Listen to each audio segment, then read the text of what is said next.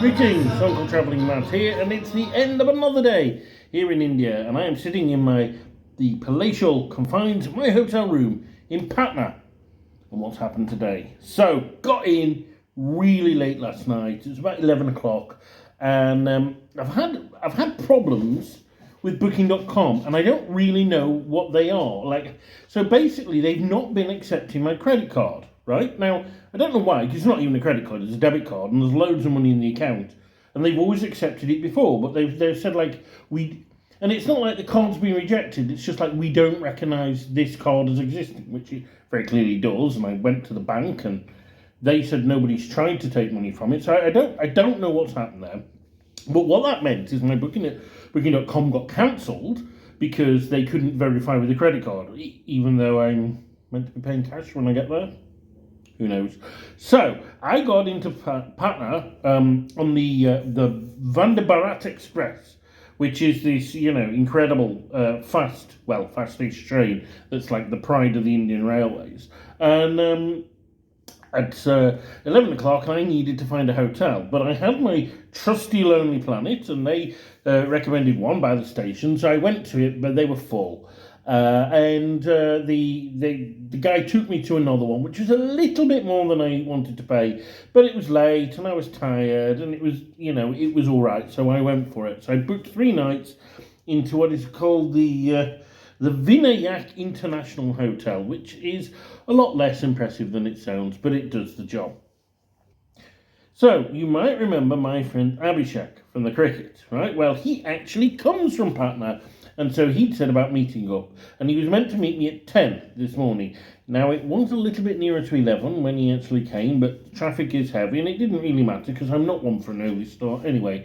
And so what we've done is we've kind of gone around today to see the sights of Patna. Now, Patna, all the guidebooks will tell you, is not that interesting. And as cities go, it's not the prettiest place in the world, but there's actually a lot more on offer here than you would think. And I rather enjoyed it. So what we did is we got out and we went first of all to the ISKCON temple. Now, ISKCON is the International Society for Krishna Consciousness. That's the Hare Krishnas. I've talked about them before. I went to an ISKCON temple in Delhi years ago, and I actually quite regularly go to the one in London, which I think is the first in the Western world. And they have a very good restaurant downstairs, which by London standards is very cheap, and it does excellent veg food. So I regularly go there when I'm in London.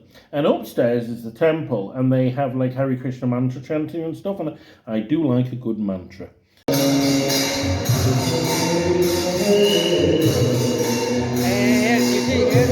And this was on a whole different scale entirely. And it was quite interesting because, the Hare Krishnas are quite big in the West, or they were in the 60s, and they're still very much, I think, the Western hippie concept of Hinduism. But I always wondered how actual Indian Hindus thought of them. And it seems, by the crowd that were there today and by talking to Abhishek, who is himself a Hindu, that they're seen as quite normal and quite standard and not something separate from everyday Hinduism. And indeed, he said that his favourite deity was Krishna. And I've always been a big fan, ever since I first read about the story of Krishna and Radha, and by the Mathura River. Then I've always been a big been a big fan of them. I think it's one of the most beautiful spiritual stories in the world. If I do get to Mathura later, then I will talk about that.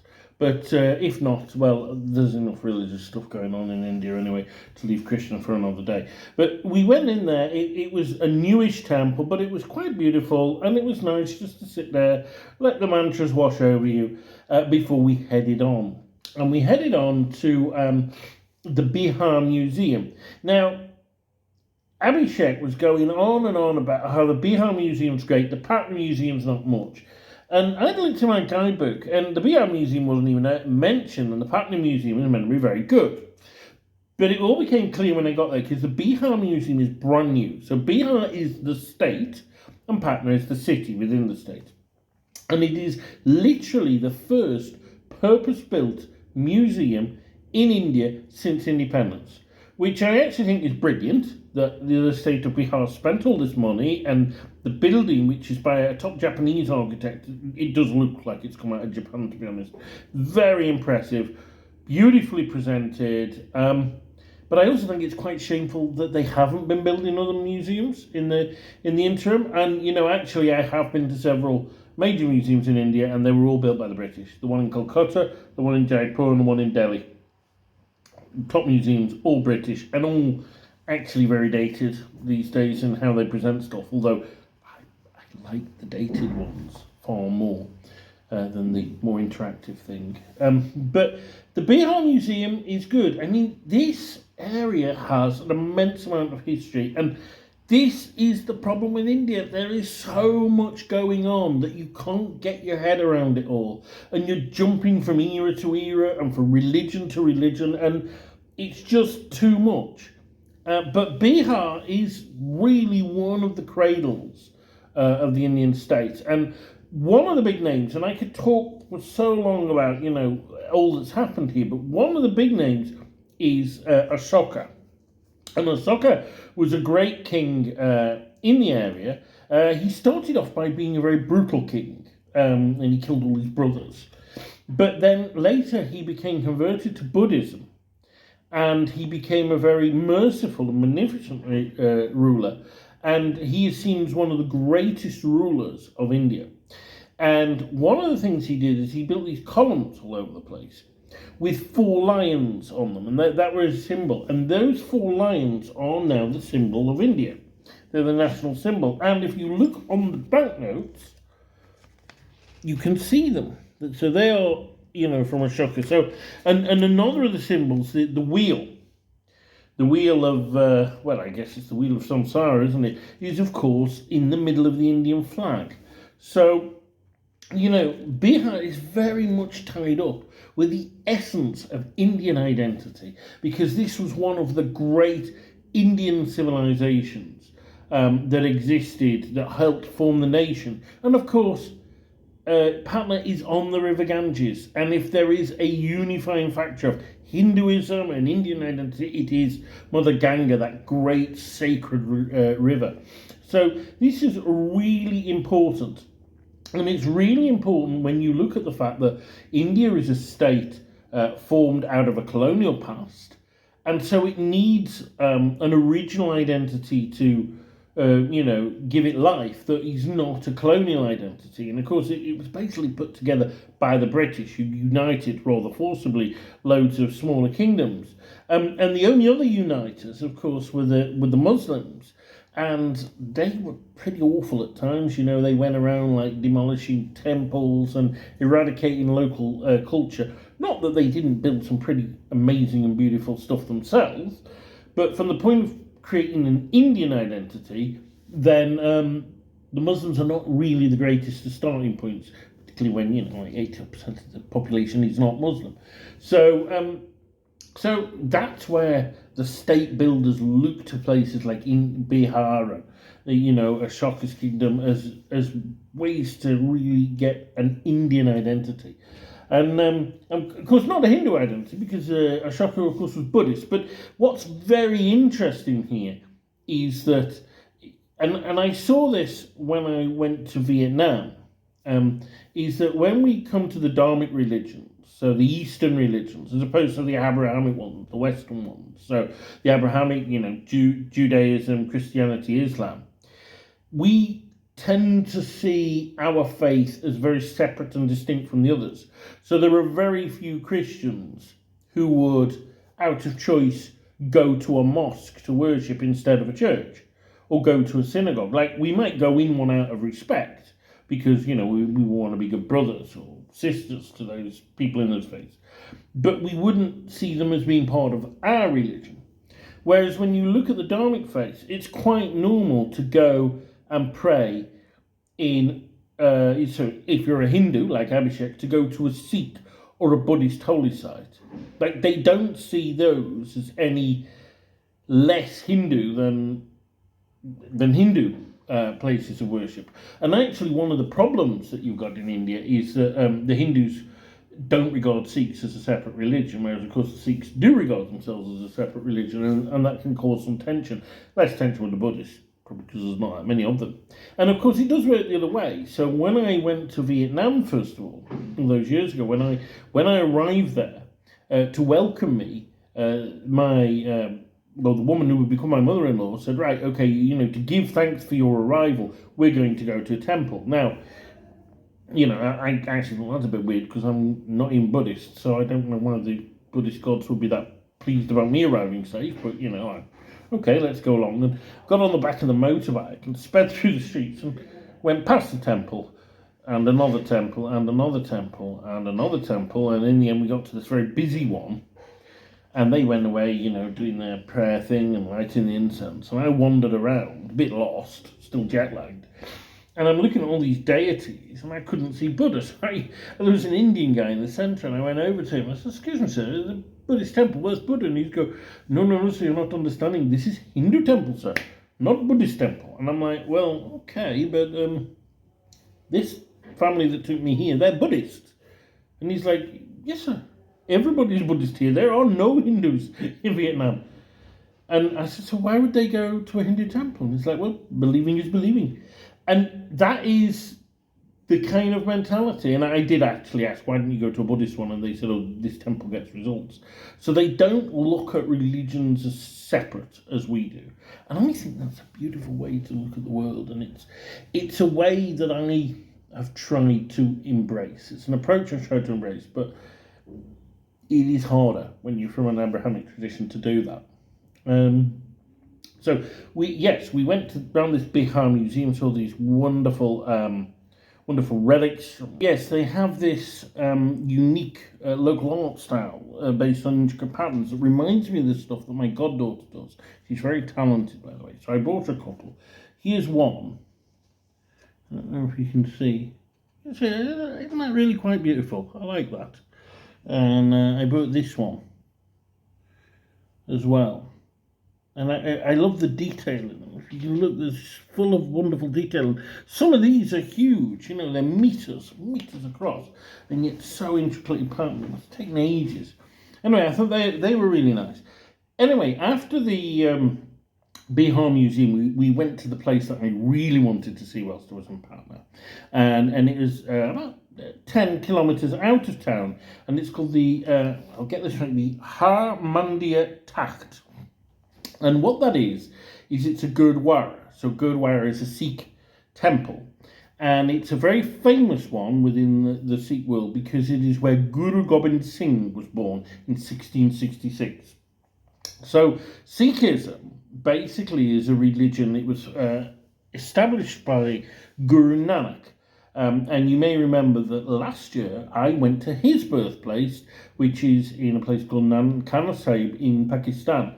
And he was born Hindu and bathed in the river Beas and had this kind of meditative experience and came out after 3 days. And when people said, what happened, he just said, there is no Hindu, there is no Muslim, those being the two main religions there. He said, we are all disciples of God, when the word for disciple is Sikh.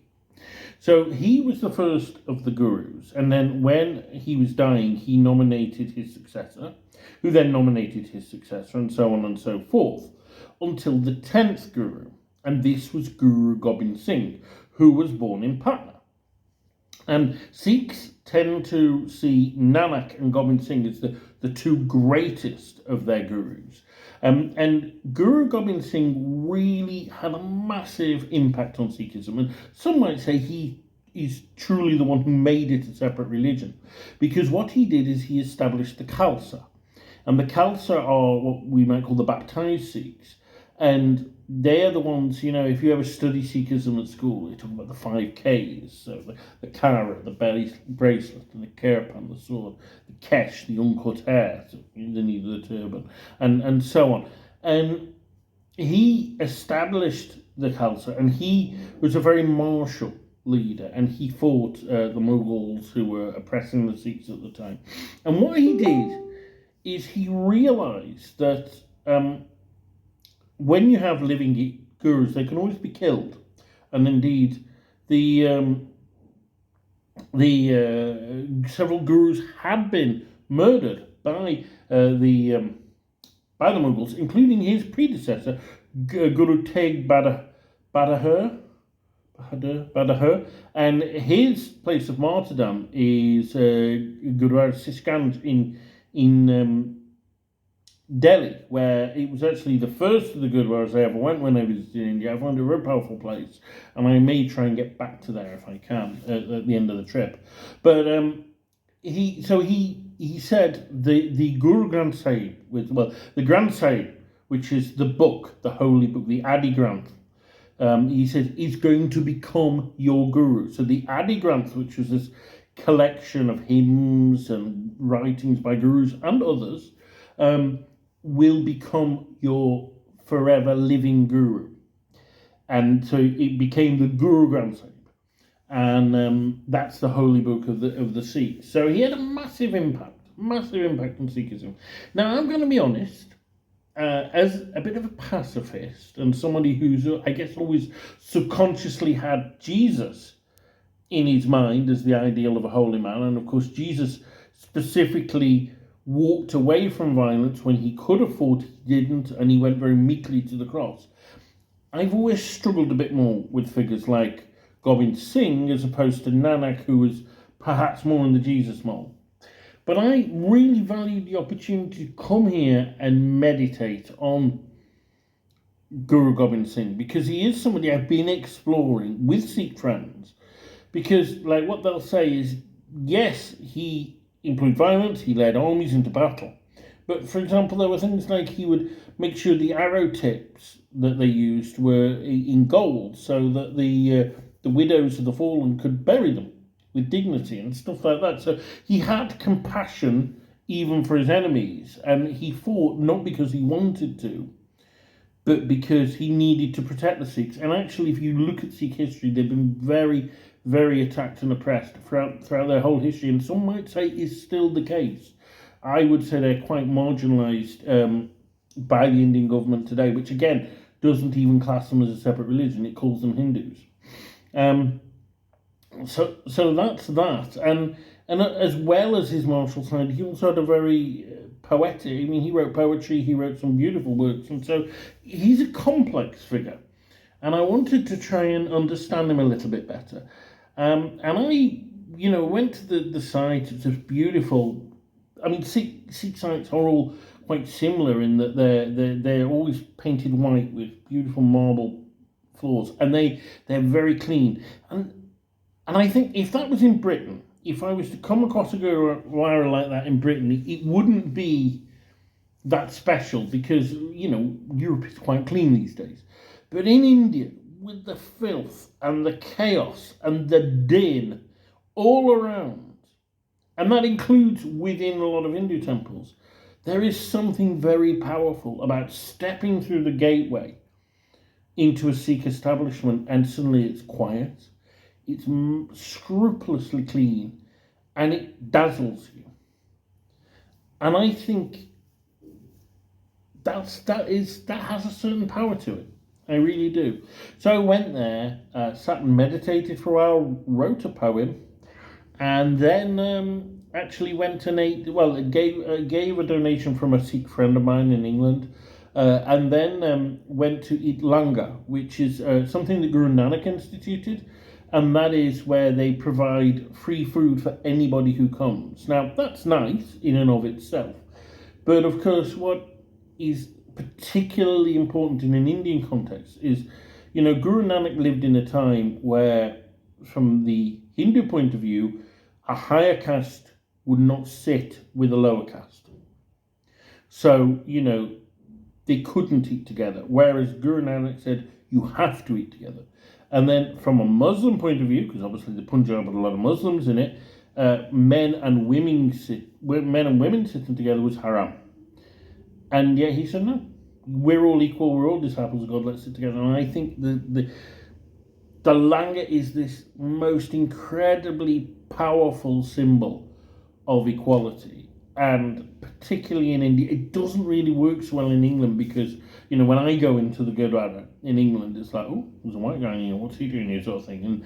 And whereas in India, you get Muslims going in there, you get tons of Hindus going in, and everybody is sat there together in rows on the floor, man next to woman, poor next to rich, Hindu next to Sikh next to Muslim, and I just think that is something incredible. So, yeah, well done to the Sikhs. So that was that. What I didn't mention earlier is that the drive to the Gurdwara was alongside the River Ganges, so it was my first look at the Holy River.